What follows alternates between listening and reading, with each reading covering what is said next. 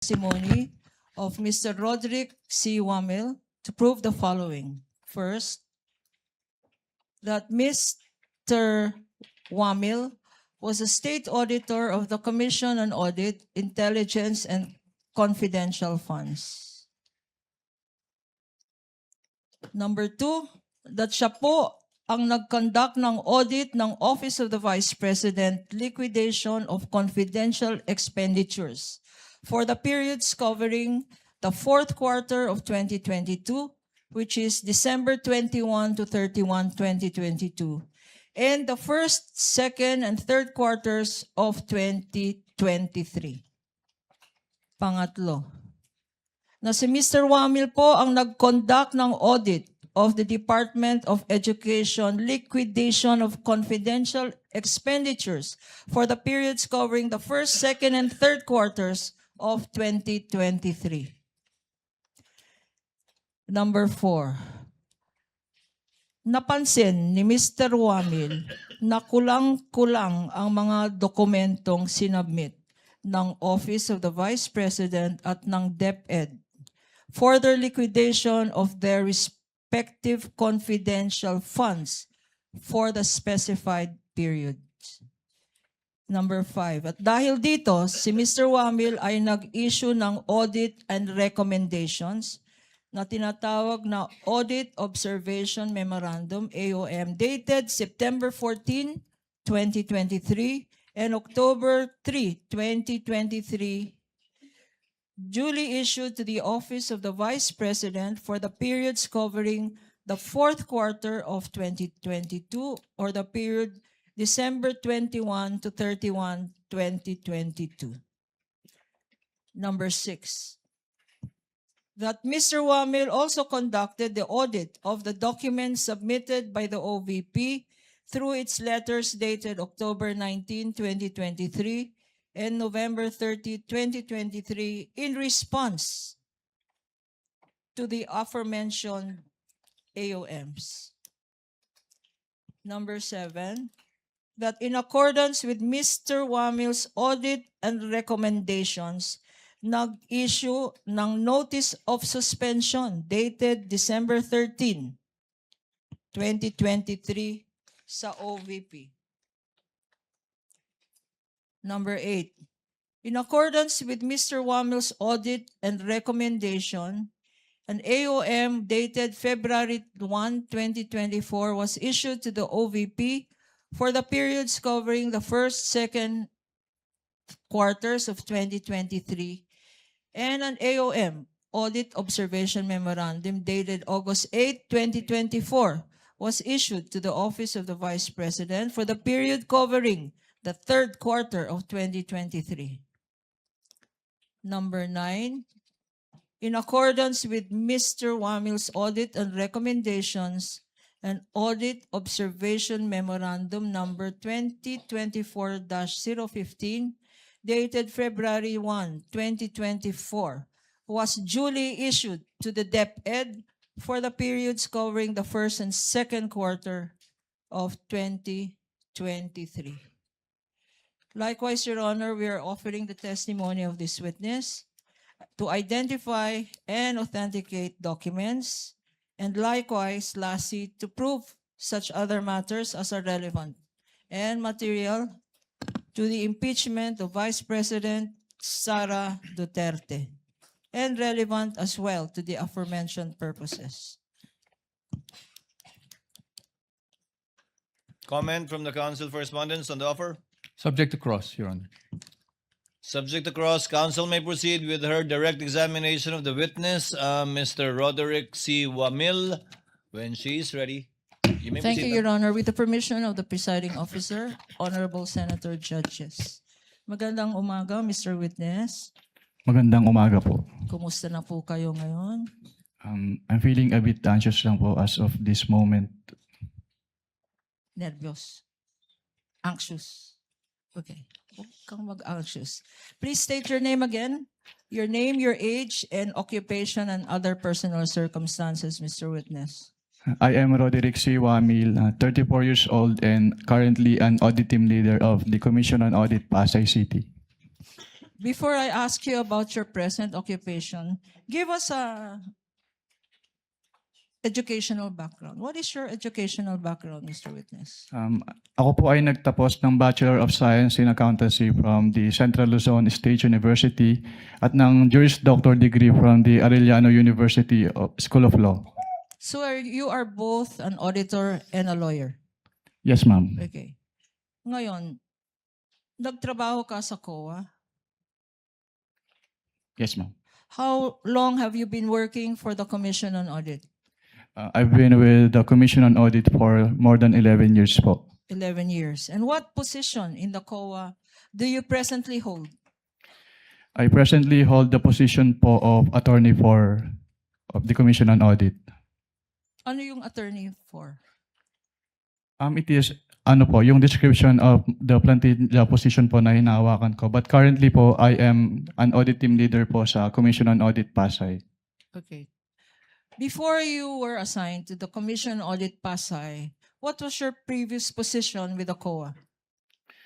Before my assignment po sa Commission on Audit Pasay, I was previously assigned as a state auditor po of the Intelligence and Confidential Fund Audit Office of the COA. Itong COA ICFAO. ICFAO? Yes, ma'am. Could you give us a background? Ano itong COA ICFAO? Ang COA ICFAO po ay yung office under the Office of the Chairperson in charge with the conduct of the post-audit po ng liquidation of the confidential fund and intelligence fund of the various government agencies, which include the national government agencies, the government-owned or controlled corporations, and the local government units po. Okay. Na-mention mo ang intelligence at confidential funds. For our understanding, para maintindihan namin ngayon, ano ang intelligence funds at ano ang confidential funds?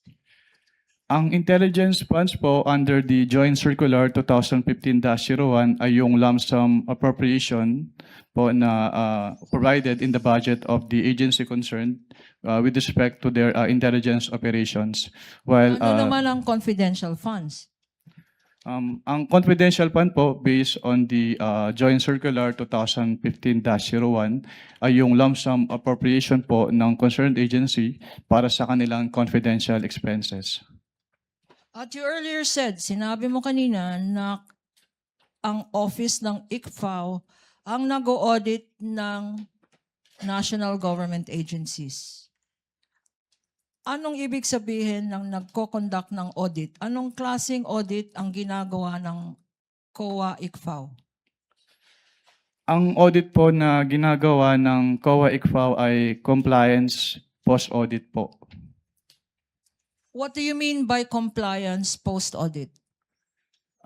When we say compliance post-audit po, we evaluate a certain subject matter which is covered by the audit with respect to a certain criteria po which is usually po yung applicable laws, rules, and regulations. And in case of the confidential and intelligence fund, ini-evaluate po namin yung liquidation ng confidential and intelligence fund based dun sa criteria na presented ng Joint Circular 2015-01.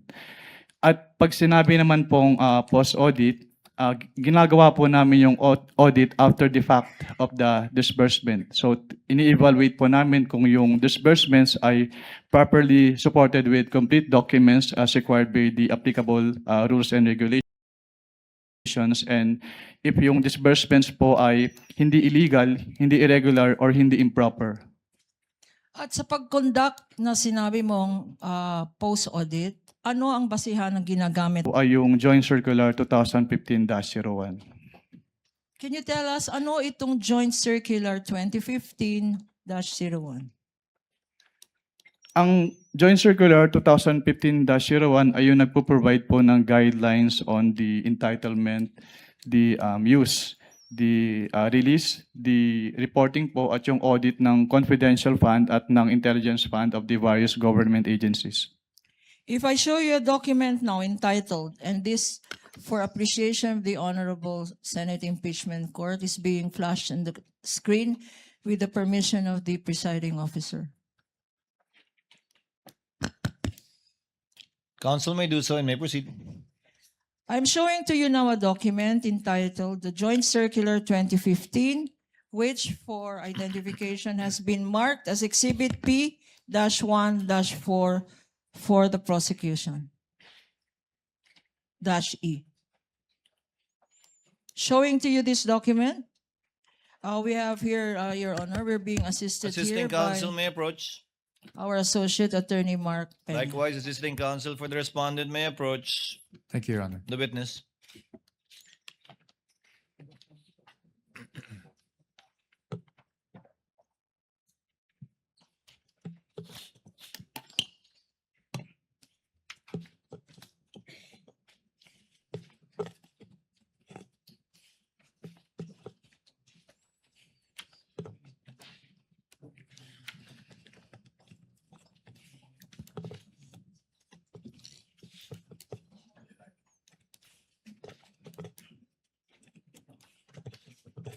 Nasabi na niya.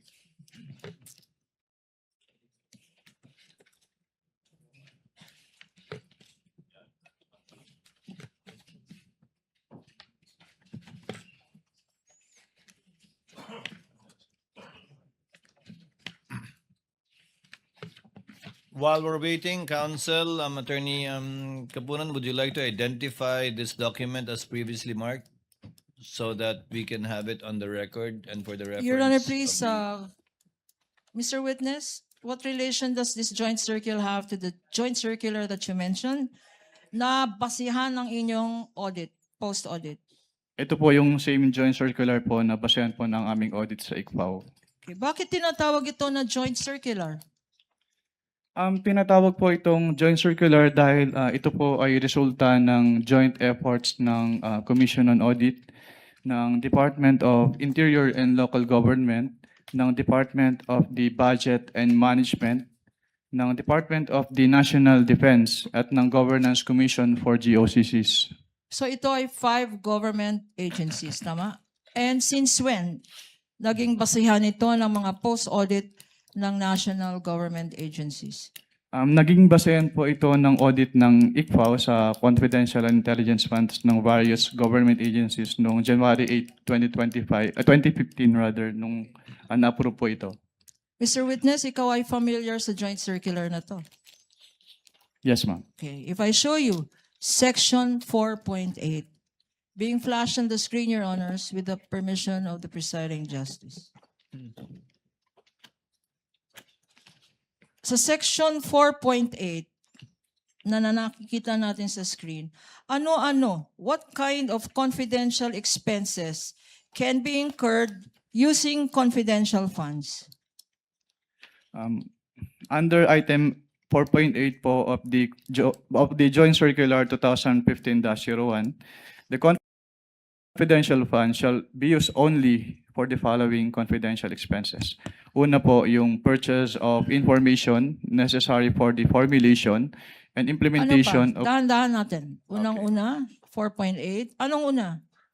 Ang una po ay yung purchase of information necessary for the formulation and implementation of program, activities, and projects relevant to the national security and peace and order. Being flashed on the screen, Your Honor, is the pertinent provision cited. Pangalawa, ano pa ang examples ng confidential funds or kung ano ang pwedeng paggamitan ng confidential funds?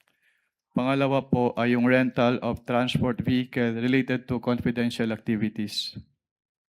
Also being flashed on the screen for easy reference. Pangatlo, ano pa? Pangatlo po, yung rentals and the incidental expenses related to the maintenance of safe houses. What else, Mr. Witness? Pang-apat po, yung purchase or rental of supplies, materials, and equipment for confidential operations that cannot be done through regular procedures without compromising the information gathering activity concerned. What else, Mr. Witness? Ano pa? Panglima po, yung payment of rewards to informers who must not be employees of the concerned government agency, subject to 3 conditions. First is yung approval by the head of the agency. Second, it must be supported with documents evidencing the success of the information gathering and or surveillance activities on account of the information given by the informer. Pangatlo, it must be directly related to the conduct of the specific confidential activities of authorized agencies. For purposes of the records, Your Honor, the witness cited 4.8.1 up to 4.8.7 of the Joint Circular Um, 2015. hanggang 4.8.5 pa lang po. Okay. Sorry. What else, Mr. Witness? Pang-anim po is to uncover or prevent illegal activities that pose a clear and present danger to the agency personnel or property or other facilities and resources under the agency protection done in coordination with the appropriate law enforcement agencies. And last po, yung others that may be authorized by the GAA or other special laws. Okay. 4.8.1 up to 4.8.7. Up ang refer po ng ating witness of Section 4.8 of the Joint Circular. Base rin sa Joint Circular na to, ano naman kung merong mga pwede, ano naman ang mga hindi pwede, yung mga bawal na confidential, alleged confidential expenses. Under 4.11 po, may specific expenses po na enumerate na hindi pwedeng paggamitan ng confidential fund. Una po, yung salaries, wages, overtime, additional compensation, allowance, or other fringe benefits of officials and employees who are employed by the government in whatever capacity or elected officials except when authorized by law. Pangalawa, yung representation, consultative fees or entertainment expenses. At pangatlo, yung construction or acquisition of buildings or housing structures. For the record, Your Honor, reference is made to 4.11.1 up to 0.2 and as well as 0.3. Mr. Witness, sa pag-interpret, when you interpret these regulations and this joint circular and sections that you mentioned,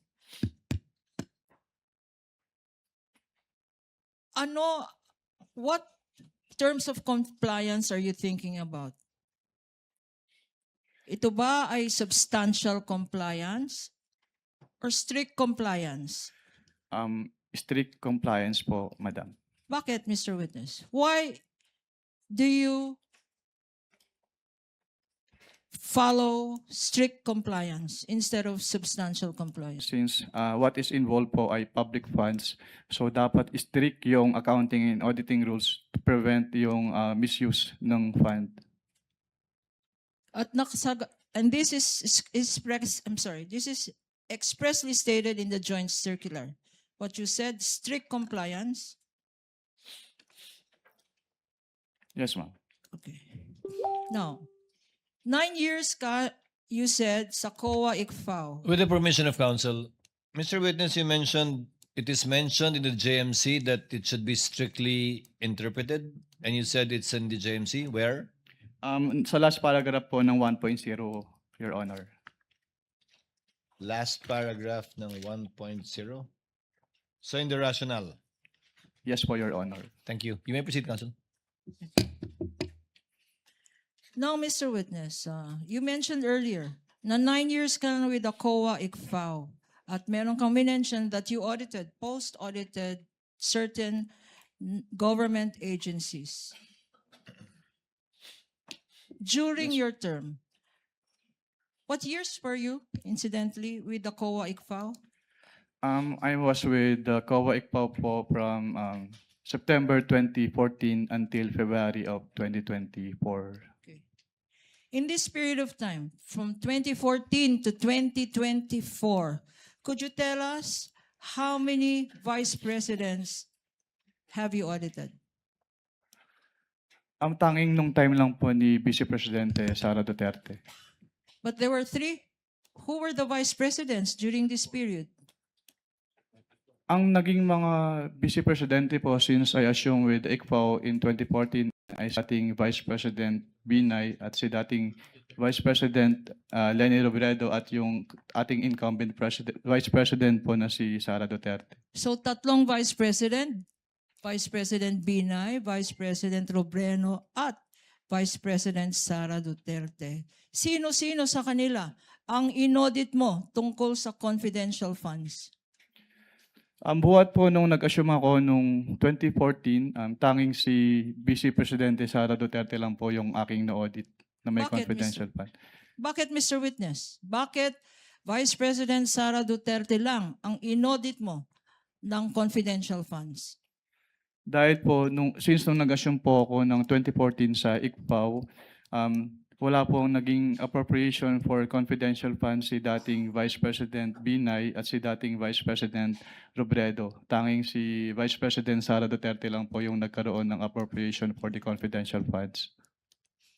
And in the same period of time, 2014 to 2024, kasama ba sa mga national agencies na minention mo ang Department of Education? Yes, ma'am. And during this period, 2014 to 2024, sino-sino ang mga secretaries ng Department of Education? Sa pagkakaalala ko po, ang mga naging DepEd secretaries po ay sina dating Secretary Luistro, dating Secretary Briones at ang ating Vice Presidente in her concurrent capacity as the DepEd Secretary during that time po.